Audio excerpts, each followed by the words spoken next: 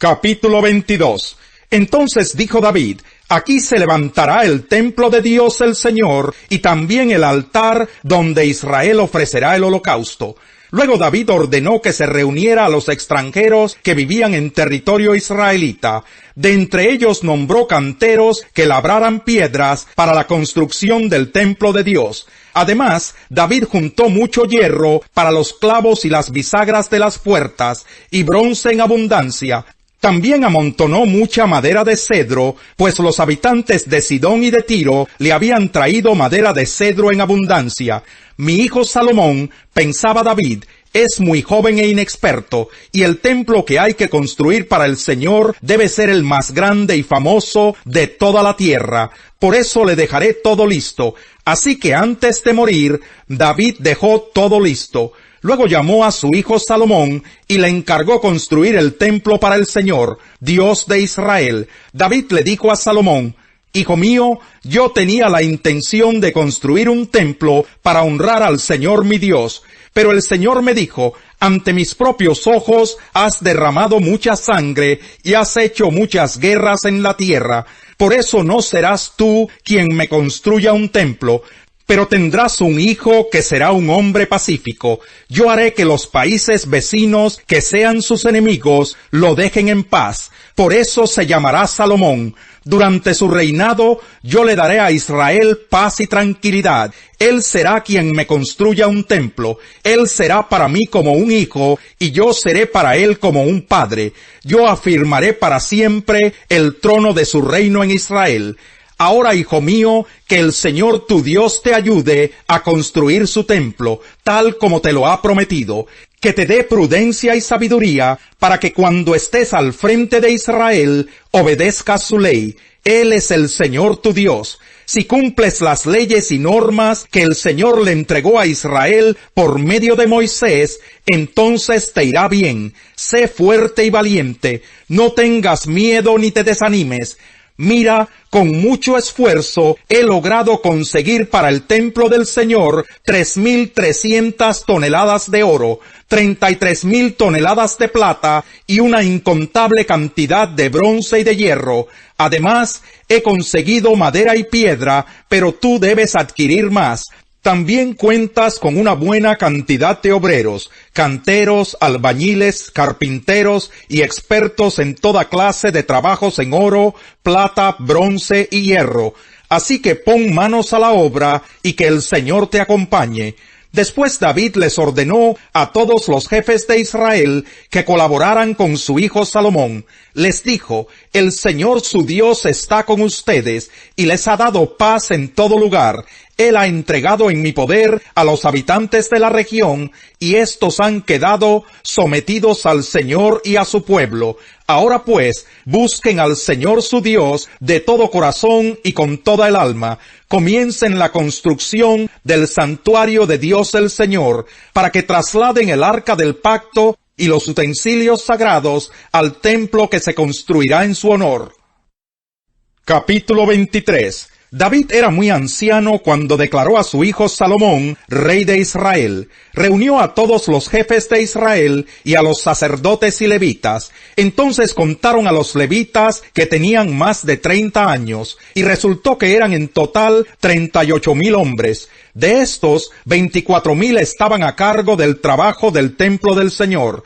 6,000 eran oficiales y jueces, 4,000 eran porteros, y los otros 4,000 estaban encargados de alabar al Señor con los instrumentos musicales que David había ordenado hacer para ese propósito. David dividió a los levitas en grupos de acuerdo con el número de los hijos de Leví, que fueron Gersón, Coat y Merari. De los gersonitas, Ladán y Simí. Los hijos de Ladán fueron 3, Jehiel el mayor, Setán y Joel. Simí también tuvo 3 hijos, Selomit, Jaziel y Harán. Estos fueron los jefes de las familias patriarcales de Ladán. Los hijos de Simí fueron 4, Yahat, Sisa, Jeús y Beriá. Estos fueron los hijos de Simí. Yahat era el mayor y Sisa el segundo. Como Jeús y Beriá no tuvieron muchos hijos, se les contó como una sola familia y se les dio un mismo cargo. Los hijos de Coat fueron 4, Amirán, Izhar, Hebrón y Uziel. Los hijos de Amirán fueron Aarón y Moisés. Aarón y sus descendientes fueron los escogidos para presentar las ofrendas santas, quemar el incienso, servir al Señor y pronunciar la bendición en su nombre. A Moisés, hombre de Dios, y a sus hijos se les incluyó en la tribu de Leví. Los hijos de Moisés fueron Gersón y Eliezer.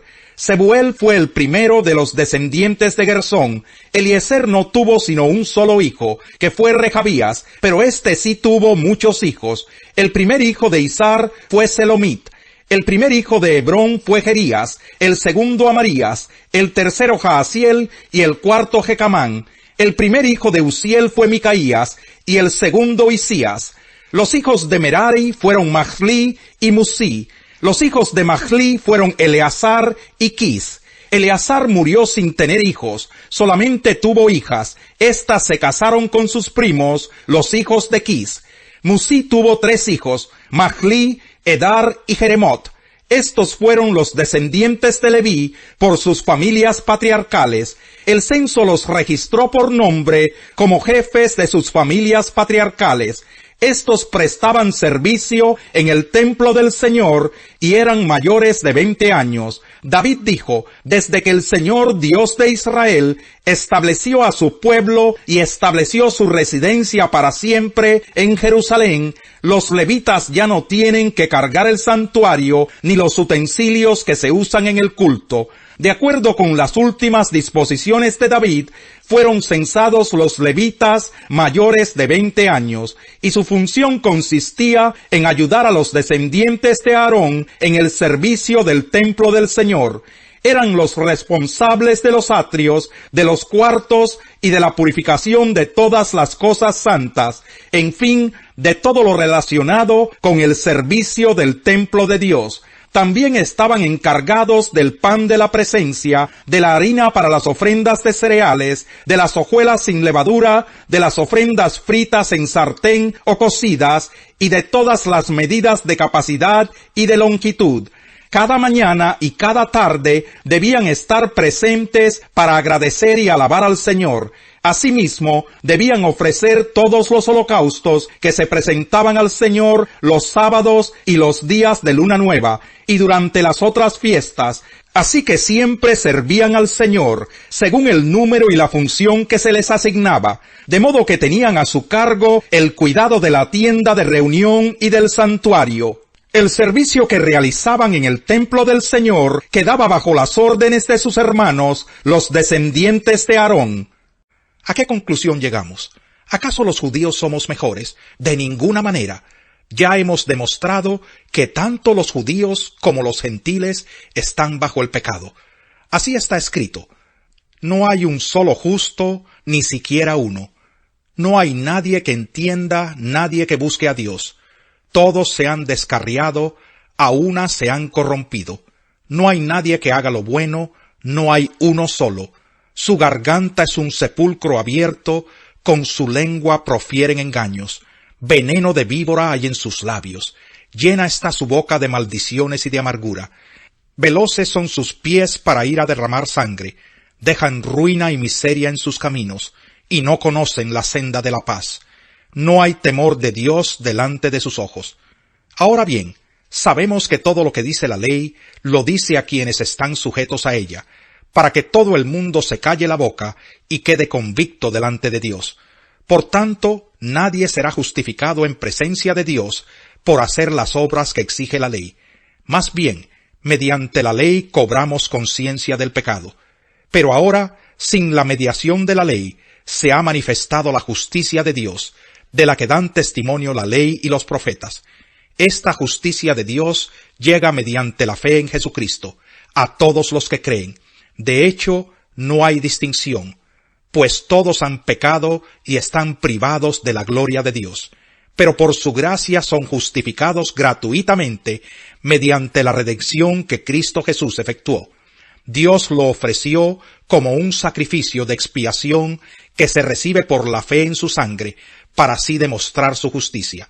Anteriormente, en su paciencia, Dios había pasado por alto los pecados, pero en el tiempo presente ha ofrecido a Jesucristo para manifestar su justicia.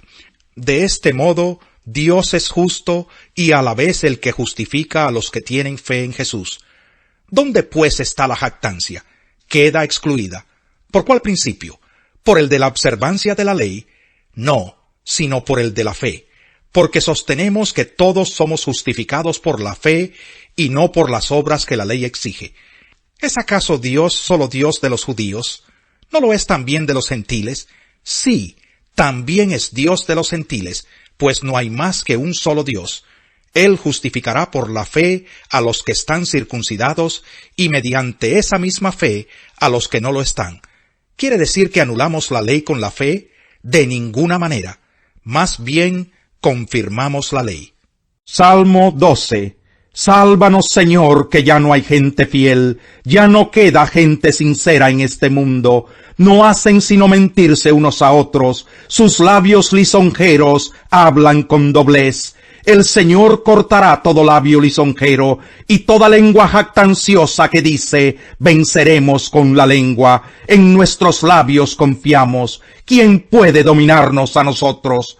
Dice el Señor, voy ahora a levantarme y pondré a salvo a los oprimidos, pues al pobre se le oprime y el necesitado se queja. Las palabras del Señor son puras, son como la plata refinada, 7 veces purificada en el crisol.